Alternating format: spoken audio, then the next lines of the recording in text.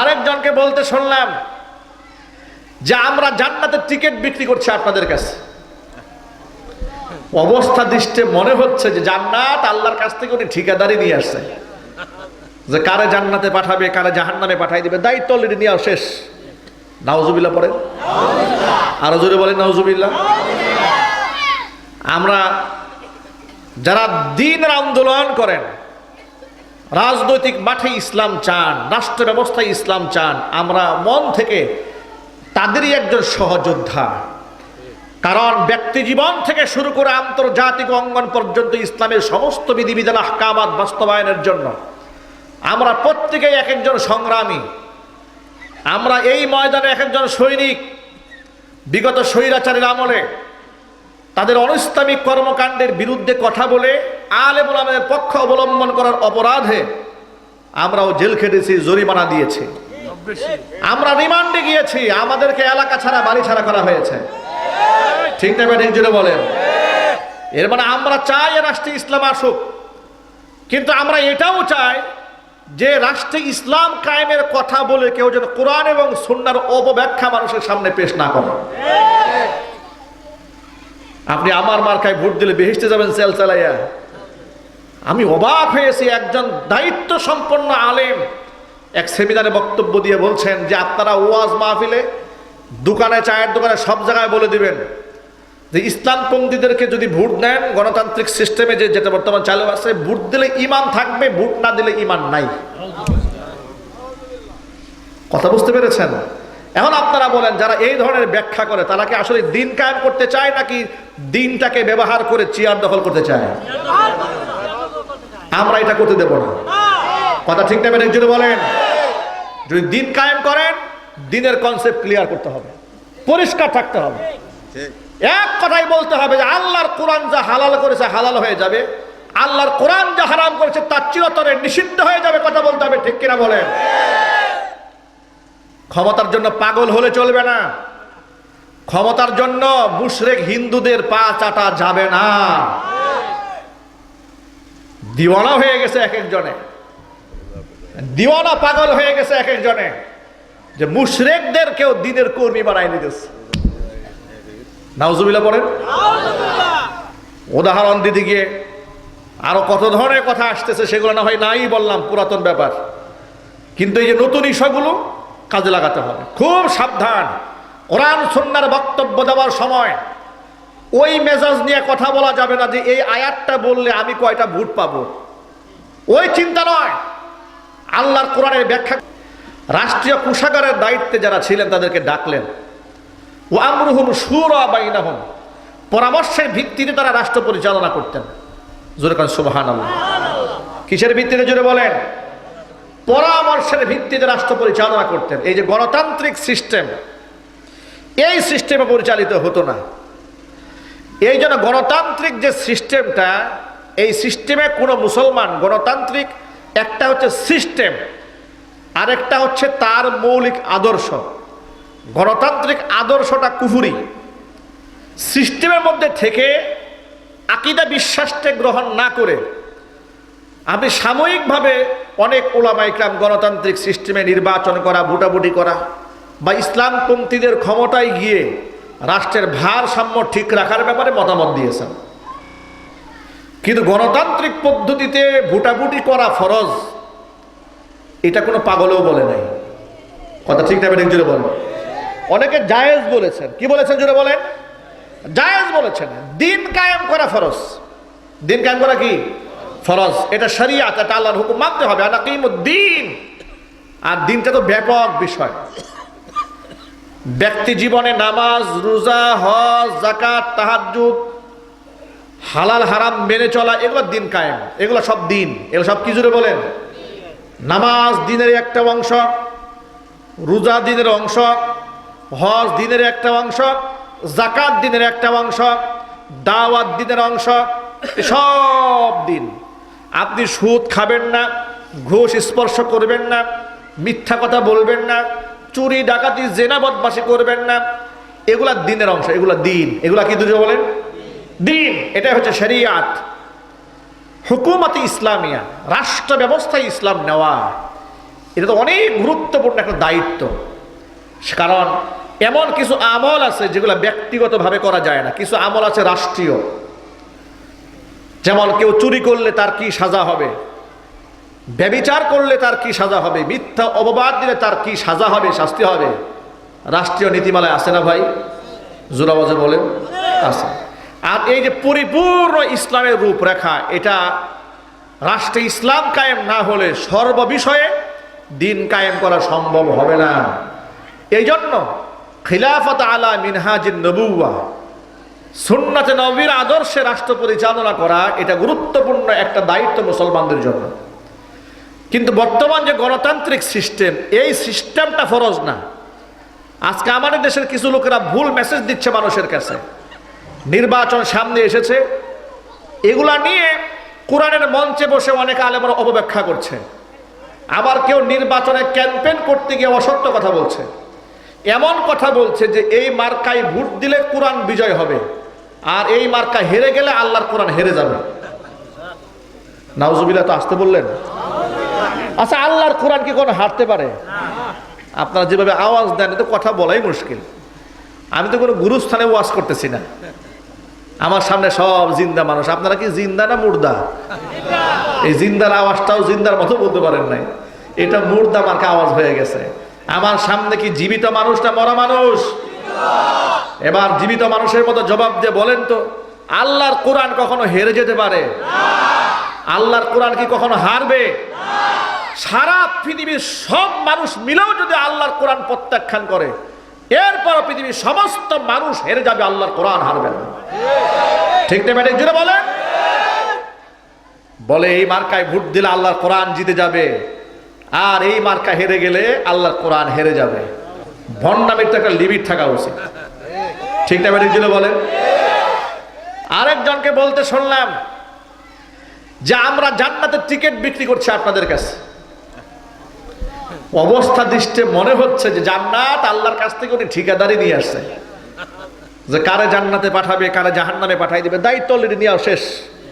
নাউজুবিল্লাহ পড়েন, আরো জোরে বলেন নাউজুবিল্লাহ। আমরা যারা দ্বীনের আন্দোলন করেন, রাজনৈতিক মাঠে ইসলাম চান, রাষ্ট্র ব্যবস্থায় ইসলাম চান, আমরা মন থেকে তাদেরই একজন সহযোদ্ধা। কারণ ব্যক্তি জীবন থেকে শুরু করে আন্তর্জাতিক অঙ্গন পর্যন্ত ইসলামের সমস্ত বিধিবিধান আহকামাত বাস্তবায়নের জন্য আমরা প্রত্যেকেই এক একজন সংগ্রামী। আমরা এই ময়দানে এক একজন সৈনিক। বিগত স্বৈরাচারের আমলে তাদের অনিসলামিক কর্মকাণ্ডের বিরুদ্ধে কথা বলে আলেম ওলামাদের পক্ষ অবলম্বন করার অপরাধে আমরাও জেল খেটেছি, জরিমানা দিয়েছি, আমরা রিমান্ডে গিয়েছি, আমাদেরকে এলাকা ছাড়া বাড়ি ছাড়া করা হয়েছে। ঠিক না ব্যাটিং? জুড়ে বলেন। এর মানে আমরা চাই রাষ্ট্রে ইসলাম আসুক, কিন্তু আমরা এটাও চাই যে রাষ্ট্রে ইসলাম কায়েমের কথা বলে কেউ যেন কোরআন এবং সুন্নাহর অপব্যাখ্যা মানুষের সামনে পেশ না করে। আপনি আমার মার্কায় ভোট দিলে বেহেশতে যাবেন সেল চালাইয়া। আমি অবাক হয়েছি, একজন দায়িত্ব সম্পন্ন আলেম এক সেমিনারে বক্তব্য দিয়ে বলছেন যে আপনারা ওয়াজ মাহফিলে, দোকানে, চায়ের দোকানে, সব জায়গায় বলে দিবেন যে ইসলামপন্থীদেরকে যদি ভোট নেন, গণতান্ত্রিক সিস্টেমে যেটা বর্তমান চালু আছে, ভোট দিলে ঈমান থাকবে, ভোট না দিলে ঈমান নাই। কথা বুঝতে পেরেছেন? এখন আপনারা বলেন, যারা এই ধরনের ব্যাখ্যা করে তারা কি আসলে দিন কায়েম করতে চায়, নাকি দিনটাকে ব্যবহার করে চেয়ার দখল করতে চায়? আমরা এটা করতে দেব না। কথা ঠিক না? একজন বলেন, যদি দিন কায়েম করেন, দিনের কনসেপ্ট ক্লিয়ার করতে হবে, পরিষ্কার থাকতে হবে। এক কথাই বলতে হবে যে আল্লাহর কোরআন যা হালাল করেছে হালাল হয়ে যাবে, আল্লাহর কোরআন যা হারাম করেছে তার চিরতরে নিষিদ্ধ হয়ে যাবে। কথা বলতে হবে। ঠিক কিনা বলেন? ক্ষমতার জন্য পাগল হলে চলবে না। ক্ষমতার জন্য মুশরিক হিন্দুদের পা চাটা যাবে না। দিওয়ানা হয়ে গেছে এক একজনে, দিওয়ানা পাগল হয়ে গেছে এক একজনে, যে মুশরিকদের কেউ দ্বীনের কর্মী বানাই নিতেছে। নাউজুবিল্লাহ পড়েন। উদাহরণ দিতে গিয়ে আরো কত ধরনের কথা আসতেছে, সেগুলো না হয় নাই বললাম, পুরাতন ব্যাপার। কিন্তু এই যে নতুন ইস্যুগুলো কাজে লাগাতে হবে। খুব সাবধান। কোরআন সুন্নাহর বক্তব্য দেওয়ার সময় ওই মেজাজ নিয়ে কথা বলা যাবে না যে এই আয়াতটা বললে আমি কয়টা ভোট পাবো, ওই চিন্তা নয়। আল্লাহর কোরআনের ব্যাখ্যা করতে হবে এইভাবে যে এই কথা প্রচার করলে মানুষের মধ্যে ঈমান ঢুকবে, নূর ঢুকবে। ঠিক না? একজন বলেন। বিভক্ত হয়ে যাচ্ছে। আরেকজন দেখলাম আরো মারাত্মক কথা বলেছে, রাজনীতিবিদ আলেম হলে যা হয় অবস্থা এমন হয়েছে, কথায় আছে বিড়াল যেখানে যায় সেই জায়গায় শুটকির গন্ধ পায়। ঠিক না? একজন বলেন। তো এই যে কিছু কিছু হুজুর রাজনীতি করতে গিয়ে এমনই পাগল হয়েছে, মুসল্লিদের সামনে ওয়াজ করে বলে, ভাইয়ের আমার, মার রব্বুকা ওয়া মান নাবিয়ুকা ওয়া মা দীনু। এই যে কবরে তিনটা প্রশ্ন করা হবে, তোমার রবকে, তোমার নবীকে, তোমার দিন কি। এই তিনটাই নাকি রাজনীতির প্রশ্ন। পাগল কি দেখেন অবস্থা কি হয়েছে। বলে মার রব্বুকা, তোমার রবকে। সে ব্যাখ্যা করে বলতেছে যে আল্লাহ জিজ্ঞেস করবে তুমি আইন মানছো কার, বিধান মানছো কার। ওমা দীনুকা, তোমার ধর্ম কি। সে এটার তর্জমা করে বলছে যে জিজ্ঞেস করবে কবরের মধ্যে তুমি কোন দল করছো। নাউজুবিল্লাহ বলেন। আচ্ছা, এগুলা যে ব্যাখ্যার নামে অপব্যাখ্যা করে, এগুলা কি ভণ্ডামি না? আর চিল্লায় বলেন। আমি এই ভণ্ডামির জবাব দেই দেখে বাংলাদেশের এক দলের নেতাকর্মী এবং তাদের অনুসারীরা আমার বিরুদ্ধে এমন লাগা লাগছে, সারা দিন ফেসবুকে আমার বিরুদ্ধে কাজ করে। মনে আলেমের বিরুদ্ধে লেখা, এটা মনে হয় এটা দিন কায়েমের একটা অংশ হয়ে গেছে।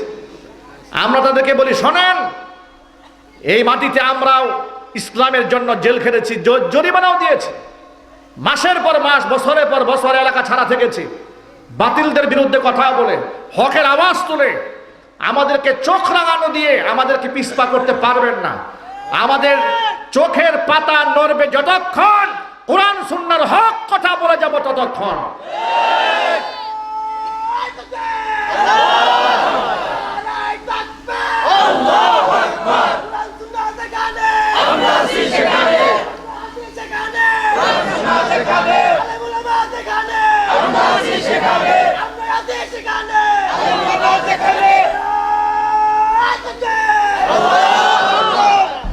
জাতির সামনে হকপন্থী আলেম ওলামাদের চরিত্র স্পষ্ট আছে, এবং যারা দিন কায়েমের নামে সমাজের মধ্যে ধান্দাবাজি করতে চায় তাদের চরিত্র আমাদের সামনে স্পষ্ট হয়ে গেছে। কথায় কথায় বলে দিন কায়েমের আন্দোলন, এমন কথাও বলে দেখেন আমি অবাক হয়ে গেছি যে আপনার নামাজ রোজায় ইলমে আমলে ত্রুটি থাকতে পারে, আপনি শুধু দিন কায়েমের সঙ্গী হয়ে যান, আপনি ডাইরেক্ট জান্নাতে যাবেন। কথা বুঝতে পেরেছেন? তাদের দুর্বিসন্ধিটা কি? দুর্বিসন্ধি হচ্ছে আপনারে এই বাটে ফেলে রাজনৈতিক কর্মী বানাবে আর একটা ভোট নেবে, আর আপনার কাছে ও জান্নাত বিক্রি করবে।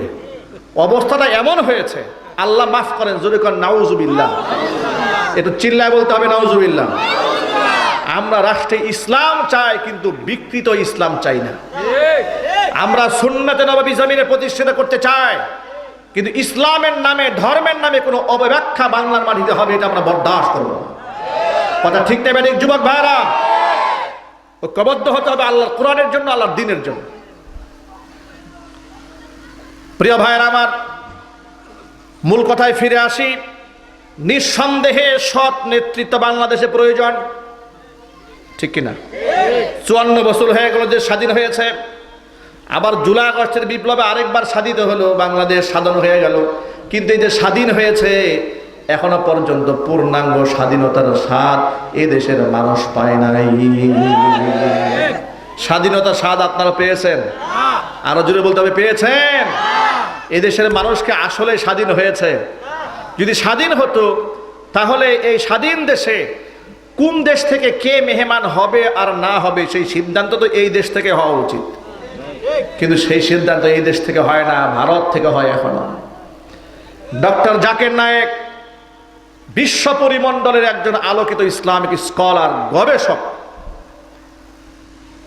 তুলনামূলক ধর্মতত্ত্বের মধ্যে তার যে অগাধ জ্ঞান, পাণ্ডিত্য, এটা বিশ্বের মধ্যে তিনি একক অবস্থান গ্রহণ করে আছেন।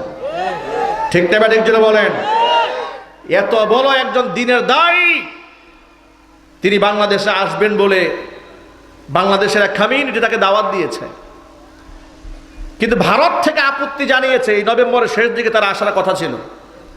ভারত থেকে আপত্তি জানানো হয়েছে যে ভারত থেকে বিতাড়িত ডক্টর জাকির নায়েক যদি বাংলাদেশে আসে তাহলে ডক্টর জাকির নায়েককে যেন ভারতের হাতে তুলে দেওয়া হয়, তাকে গ্রেফতার করে নিয়ে যাবে।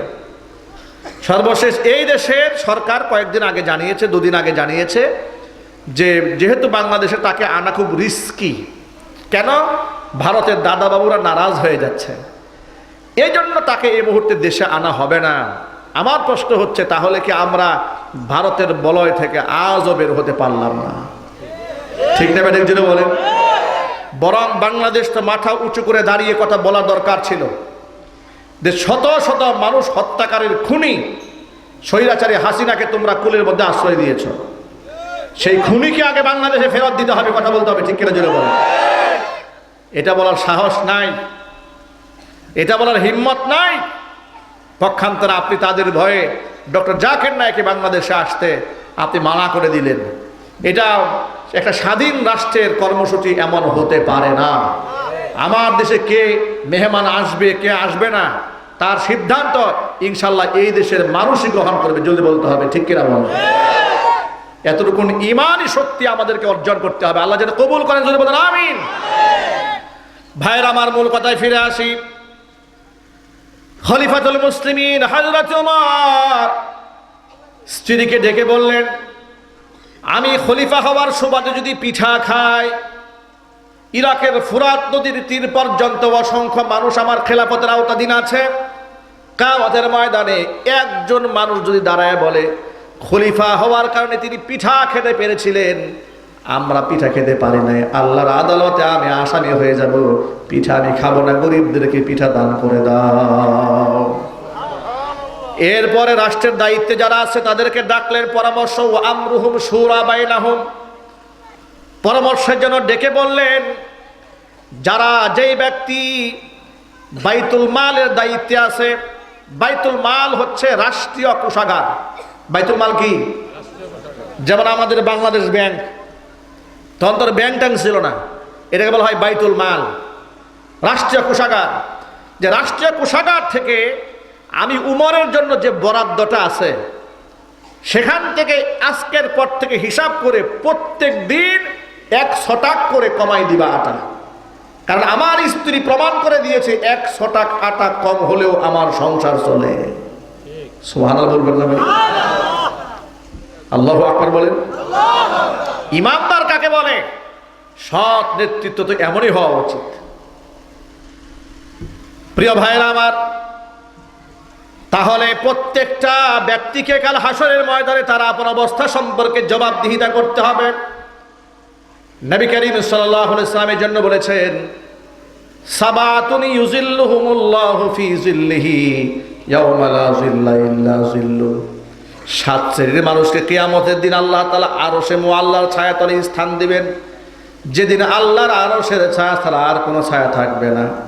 এর মধ্যে 1 নাম্বার হচ্ছে ইমামুন আদিলুন, ন্যায়পরায়ণ শাসক যিনি হবেন। 2 নাম্বার হচ্ছে ওয়াশাবুন নাশাআ ফি ইবাদাতিল্লাহ, ওই যুবক যেই যুবক তার যৌবনকালটা আল্লাহর বন্দেগীতে কাটিয়েছে, ওই যুবককে আল্লাহ তাআলা আরশে মুআল্লার ছায়াতলে স্থান করে দিবে। ও যুবক ভাইরা আমার, কিয়ামতের দিন আরশে মুআল্লার ছায়াতলে আমাদের স্থান হয়ে যাক, এটা কি আমরা চাই? সবাই বলুন, আমরা কি চাই? মন থেকে চাই? যদি চাই তাহলে আজকের পর থেকে আমরা একটা সিদ্ধান্তে যাব। সিদ্ধান্ত কি? আমরা আল্লাহ রসুলের সুন্নতের বাহিরে চলবো না, ইনশাআল্লাহ বলেন।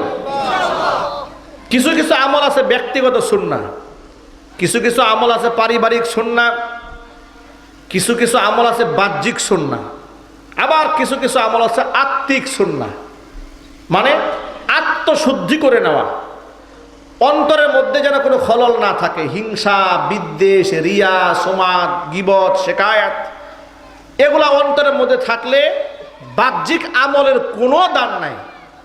কারণ অন্তরের খবর কার কাছে আছে? হাদিস শরীফের মধ্যে এসেছে, আল্লাহর নবী রাহমাতুল লিল আলামিন বলেছেন, ইন্নাল্লাহা লা ইয়ানজুরু ইলা সুওয়ারিকুম ওয়ালাকিন ইয়ানজুরু ইলা কুলুবিকুম ওয়া আমালিকুম। আল্লাহ তাআলা তোমাদের চেহারার দিকে তাকান না, কারণ চেহারা সৃষ্টি করেছেন কে? জোরে আওয়াজে। যদি কেউ কালো হয় তো কালো কে সৃষ্টি করেছেন? যদি কেউ সুন্দর হয়, সৌন্দর্য কে সৃষ্টি করেছেন? তাহলে সৌন্দর্যতা নিয়ে তো অহংকার করার কিছু নাই। যদি কোনো ব্যক্তি বলে যে আমি অনেক সুন্দর, আমার বিরাট দাপট, এগুলা পাগলামি ছাড়া কিছু নয়। কারণ সৌন্দর্যতা এটা যিনি সৃষ্টি করেছেন, সমস্ত প্রশংসার মালিক তো একমাত্র তিনি। একমাত্র প্রশংসা কার হবে? আল্লাহ পাকের হবে। আল্লাহর নবী সাল্লাল্লাহু আলাইহি ওয়াসাল্লাম বলেছেন, ইন্নাল্লাহা লা ইয়ানজুরু ইলা সুওয়ারিকুম, আল্লাহ তাআলা তোমাদের চেহারার দিকে তাকান না, ওয়ালাকিন ইয়ানজুরু ইলা কুলুবিকুম ওয়া আমালিকুম, আল্লাহ তাআলা তোমাদের আমলের দিকে তাকান, আল্লাহ তাআলা তোমাদের কলবের দিকে তাকান। জোরে জোরে বলেন আল্লাহু আকবার। তাকওয়া দিয়েই আল্লাহর কাছে মর্যাদাবান হওয়া যায়, সুন্দর চেহারা দিয়ে হওয়া যায় না। কোরআন বলে দিয়েছে, ইন্না আকরামাকুম ইনদাল্লাহি আতকাকুম, তোমাদের মধ্যে সবচাইতে সম্মানিত ব্যক্তি আল্লাহর কাছে সেই ব্যক্তি যেই ব্যক্তি যত বেশি তাকওয়াবান। হুজুর সাল্লাল্লাহু আলাইহি সাল্লামের সাহাবীদের মধ্যে কালো একজন সাহাবী, খাটো একজন সাহাবী, নাম তার জুলাইবিব রাদিয়াল্লাহু তাআলা আনহু। একদিন রাসূলের কাছে এসে বলছেন, ইয়া রাসূলুল্লাহ, জান্নাতে যে হুরের বর্ণনা আপনি দেন, আমি জুলাইবিব যদি মারা যায়, আমি যদি জান্নাতে যাই, আল্লাহ তাআলা কি আমাকে হুর দিবে নাকি? নবীজি সাল্লাল্লাহু আলাইহি ওয়াসাল্লাম বুঝতে পেরেছেন জুলাইবিবের মনে কষ্ট আছে। জুলাইবিবকে আল্লাহ রাসূল জিজ্ঞেস করলেন, হাল্লা তাতাজাওয়াজিয়া জুলাইবিব, ও জুলাইবিব বিবাহ করো না কেন? জুলাইবিব বললেন, নবীজি, আমার মতো একজন কালো মানুষকে, সম্পদহীন মানুষকে কে বিবাহ করবে? আল্লাহ নবী নিজে দায়িত্ব নিয়ে নিলেন বিবাহ করাবার জন্য। চতুর্দিকে খোঁজখবর নিলেন, জানতে পারলেন তারই একজন আনসারী সাহাবী, তার ঘরে সুন্দরী একটা মেয়ে আছে, মদিনার সর্বশ্রেষ্ঠ সুন্দরী। সুবহানাল্লাহ। নবীজি সাল্লাল্লাহু আলাইহি সাল্লাম ওই মেয়ের বাবাকে ডাকলেন, ডেকে বললেন, তোমার ঘরে উপযুক্ত মেয়ে আছে? বলে হ্যাঁ আছে। বিবাহ দেবে? বলে হ্যাঁ দেব। তোমার মেয়ের জন্য আমি বিবাহের পয়গাম পাঠালাম। সাহাবী মনে করেছে রাসূল নিজে বিবাহের পয়গাম দিয়েছে, আনন্দে আত্মহারা হয়ে গেছে। নবীজি সাল্লাল্লাহু আলাইহি সাল্লাম বললেন, শোনো, তোমার মেয়ের বিবাহের পয়গাম দিয়েছি, সেটা আমার জন্য নয়, আমার সাহাবী জুলাইবিবের জন্য। জুলাইবিবের কথা শুনে আনসারী সাহাবীর মনটা খারাপ হয়ে গেল। তার কারণ জুলাইবিব দেখতে কালো মানুষ, গরিব মানুষ, তার সাথে কেমনে মেয়েটা বিবাহ দিয়ে যায় না? তো মেয়ে তো অনেক সুন্দরী, তার সাথে যাচ্ছে না। কিন্তু রাসূলের সামনে মুখে বলবে যে না দেব না, তা তো হয় না। এবার সাহাবী বললেন, ও আল্লাহর নবী, যদি আপনি আমাকে সুযোগ দেন, পারমিশন দেন, তাহলে বিষয়টা আমি একটু বাসায় গিয়ে আলোচনা করে নেই। নবীজি বললেন, ঠিক আছে, যাও বাসায় গিয়ে আলোচনা করো, আলোচনা করে আমাকে সিদ্ধান্ত জানাও। বাসায় চলে গেলেন। মেয়েকে আলাদা একটা জায়গায় রেখে, পর্দার আলাদা রেখে মেয়ের মায়ের সাথে বাবা পরামর্শ করছে যে নবীর কাছ থেকে একটা বিবাহের পয়গাম এসেছে মেয়ের ব্যাপারে। মেয়ের মাও তো প্রথম মহা খুশি হয়ে গেল, রাসূলের পক্ষ থেকে পয়গাম এসেছে, এটা আমাদের জন্য পরম সৌভাগ্যের বিষয়। কিন্তু সাহাবী পরক্ষণে বললেন, শোনো, যদিও হুজুরের পক্ষ থেকে এসেছে, কিন্তু নবীজি নিজে বিবাহ করার জন্য পয়গাম দেন নাই, তারা সাহাবী জুলাইবিবের জন্য দিয়েছে। জুলাইবিব সম্পর্কে জানার পরে তার মনটা খারাপ হয়ে গেল। মেয়ের মা বলছে, এক কাজ করেন, মেয়ের সাথে এই ব্যাপারে আলোচনা করার কোনো দরকার নাই, আপনি রাসূলের কাছে যান, গিয়ে বলেন যে মেয়ের কাছে বিষয়টা উপস্থাপন করা হয়েছিল, কিন্তু মেয়ে সব কিছু শুনে মিলে প্রস্তাবকে নাকচ করে দিয়েছে। কারণ ইসলামী শরীয়তে মেয়েদের পছন্দের দাম আছে না নাই? আরো জোরে বলতে হবে। বরং মেয়ের কাছ থেকে আগে অনুমতি নিতে হয়। এই যে আমরা যখন আগ পড়াতে যাই, বিবাহ পড়াতে যাই, ইজিন আগে ছেলের কাছ থেকে না মেয়ের কাছ থেকে? কথা বুঝতে পারতেছেন নাকি? এই অপারেটর ভাই, অপারেটর, এই ভিতরে বক্সটা আওয়াজ দেন। ভিতরে বক্সটা আওয়াজ না থাকার কারণে কথা সব বাহিরে চলে যাচ্ছে। হ্যাঁ, এই ভিতরে আওয়াজ দেন, ভিতরে আওয়াজ দেন, এই বক্সে আওয়াজ দেন, স্টেজ মনিটরে আওয়াজ দেন, ভিতরে বক্সে আওয়াজ দেন, সব আওয়াজ বাহিরে মাইকে চলে যাচ্ছে। আপনারা বলেন তো, ইসলামী শরীয়তে ছেলে মেয়ের বিবাহ আগ সম্পন্ন হতে গেলে, করাতে গেলে অনুমতি আগে ছেলের কাছ থেকে না মেয়ের কাছ থেকে? মেয়ের কাছ থেকে নেওয়া হয়। ইসলাম নারীকে সম্মান কম দিল না বেশি দিল? আল্লাহু আকবার বলেন। এই জন্য ইসলামটাই দরকার সবার আগে, ঠিক না ব্যাটিক দিলে বলেন? কিন্তু আমাদের সমাজের মধ্যে নাস্তিকেরা ইসলামের ব্যাপারে একটা ধোঁয়াশা সৃষ্টি করে রেখেছে, মানুষের মধ্যে একটা ভয় ঢুকায় রেখেছে। মনে করেছে ইসলাম নারীদের বিরুদ্ধে, আই রেহা ইসলাম প্রতিষ্ঠিত হয়ে গেলে একেবারে পলিথিন দিয়ে মহিলাদেরকে প্যাকেট করে এমনভাবে রাখবে, তাদের পোশাকের স্বাধীনতা নাই, খাওয়ার স্বাধীনতা নাই, ঘর থেকে বের হওয়ার স্বাধীনতা নাই, কাজকর্মের স্বাধীনতা নাই, কোনো কিছু স্বাধীনতা নেই, এইরকম একটা ধারণা বামপন্থীরা নারীদের কানের মধ্যে ঢুকায় রাখছে। কিন্তু আমার মা বোনদের বোঝা উচিত, ইসলামই আমার মা বোনদেরকে সর্বোচ্চ মর্যাদা দিয়েছে, ঠিক না ব্যাটিক জুড়ে বলে? তো ইজিনটা মেয়েদের কাছ থেকে আনতে হয়। মেয়ের মা বলছেন আপনি যান, নবীজি সাল্লাল্লাহু আলাইহি ওয়াসাল্লামের কাছে চলে যান, গিয়ে বলুন মেয়ে রাজি হয় নাই প্রস্তাবে। এই কথোপকথন যখন হচ্ছে, মেয়ে আড়াল থেকে সব শুনে নিয়েছে। বাবা যখন ঘর থেকে বের হয়ে যাচ্ছে, নবীজি সাল্লাল্লাহু আলাইহি ওয়াসাল্লামের কাছে গিয়ে বিয়ের প্রস্তাব প্রত্যাখ্যান করতে, এমন সময় মেয়ে বাবাকে ডাক দিয়েছে, বাবা দাঁড়ান, কোথায় যাচ্ছেন? কার কাছে যাচ্ছেন? কিসের প্রস্তাব প্রত্যাখ্যান করতে যাচ্ছেন আপনি? আপনি আল্লাহর নবীর দেওয়া প্রস্তাব পয়গাম প্রত্যাখ্যান করতে যাচ্ছেন। অথচ আল্লাহ তাআলা কোরআন শরীফের আয়াতে কি বলেছেন আপনি কি পড়েন নাই? সূরা আহজাবে, সূরা আহজাবের 36 নম্বর আয়াতে আল্লাহ বলে দিয়েছেন, ওয়ামা কানা লিমুমিনিন ওয়ালা মুমিনাতিন ইযা কাদাল্লাহু ওয়া রাসূলুহু আমরা أن يكون لهم الخيرة من أمرهم ومن يعص الله ورسوله فقد ضل ضلالا مبينا।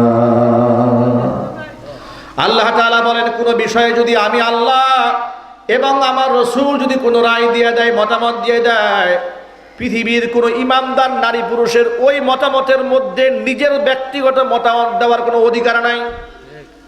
ওয়ামাইয়াসিল্লাহ, যদি কোনো ব্যক্তি আমি আল্লাহর সিদ্ধান্তকে অমান্য করে, ও রাসূলহু আমার রাসূলের সিদ্ধান্তকে অমান্য করে, ফাকাদ দাল্লা দালালাম মুবিনা, সেই ব্যক্তি সুস্পষ্ট গুমরাহ হয়ে যাবে। মেয়েটা বলছে, আব্বা যান আপনি নবীজির কাছে যাবেন, গিয়া বলবেন, হে আল্লাহর নবী, আপনি আমার মেয়ের জন্য যে প্রস্তাবটা দিয়েছিলেন, আমার মেয়ে হাসি মুখে সেই প্রস্তাবখানা মেনে নিয়েছে। পর্দার অন্তরে মা এবং বোনদেরকে লক্ষ্য করে বলছি, মায়েরা বোনেরা, দিনকে প্রাধান্য দিবেন সবার আগে, আল্লাহ নবীর সিদ্ধান্তকে প্রাধান্য দেন, আল্লাহ পাক দুনিয়া আখিরাতে ইজ্জত বাড়ায় দেবেন। কিন্তু আমাদের মধ্যে দিনের প্রাধান্য নাই, আমাদের মধ্যে দুনিয়ার প্রাধান্য সবার আগে। এই সমাজের মধ্যে অসংখ্য মহিলারা আছে, স্বামীকে 4 পয়সার দাম দেয় না, ঠিক না ব্যাটিক জুড়ে বলেন? মানিকগঞ্জে বলা হয় এরকম হয় না, 4 পয়সার দাম দেয় না। ইদানিং বেশি ফেতনা ছড়াচ্ছে, স্বামীকে ঘরের কামলা মনে করে। আচরণ দেখলে মনে হয় স্বামী যদি শাসন করার জন্য একটা ধমক দিয়েছে ভুলে, কমপক্ষে 3টা ধমক রিপিট খাইতে হয়, ঠিক না ব্যাটিক জুড়ে বলেন? কি ফেতনা শুরু হয়েছে, কি ফেতনা শুরু হয়েছে। মা বোনদেরকে বলছে, মায়েরা বোনেরা, আল্লাহর নবী সাল্লাল্লাহু আলাইহি ওয়াসাল্লাম বলেছেন, লাউ কুনতু আমিরান আহাদান আইয়াসজুদা লিগাইরিল্লাহ, এই পৃথিবীতে আল্লাহ ছাড়া মানুষ হয়ে মানুষের পায়ে সেজদা দেওয়ার যদি নির্দেশ কাউকে আমি দিতাম, যদি সুযোগ হতো, লা আমারতুল মারআতা আন তাসজুদা লিজাওজিহা, তাহলে আমি এই দুনিয়ার নারীদেরকে বলতাম তারা যেন স্বামীর পায়ে সেজদা দেয়। জোরে জোরে বলেন সুবহানাল্লাহ। স্বামীর প্রতি যে সম্মান শ্রদ্ধা বোধ থাকা দরকার ছিল দিন দিন তা নষ্ট হয়ে যাচ্ছে। আর এই সম্মান নষ্ট করার পেছনে বাংলাদেশের যে সমস্ত হলুদ মিডিয়াগুলো আছে সেই মিডিয়াগুলো দায়ী। ঠিক না বা ঠিক? মিডিয়ার মধ্যে নারীদেরকে এমনভাবে তুলে ধরা হচ্ছে যে স্বামীর মতামতের কোনো দাম নাই, স্বামীর পছন্দ অপছন্দের কোনো মূল্য নাই, এভাবেই তুলে ধরা হচ্ছে। মা বোনদেরকে বলছি, মায়েরা বোনেরা, স্বামী যদি সন্তুষ্ট থাকা অবস্থায় আপনার মৃত্যু হয়, নবীজি বলেছেন ওই নারীর জন্য আল্লাহর জান্নাত ওয়াজিব। আরো জোরে বলেন সুবহানাল্লাহ। আল্লাহ নবী কসম করে বলেছেন, ওয়াল্লাযী নাফসু মুহাম্মাদিন বিয়াদিহি, ওই সত্তার কসম যেই সত্তার হাতে আমি মুহাম্মদ সাল্লাল্লাহু আলাইহি ওয়াসাল্লামের প্রাণ, একজন নারী লা তুআদ্দি হাক্কা রাব্বিহা হাত্তা তুআদ্দি হাক্কা যাওজিহা, একটা মেয়ে ততক্ষণ পর্যন্ত তার আল্লাহর হক আদায়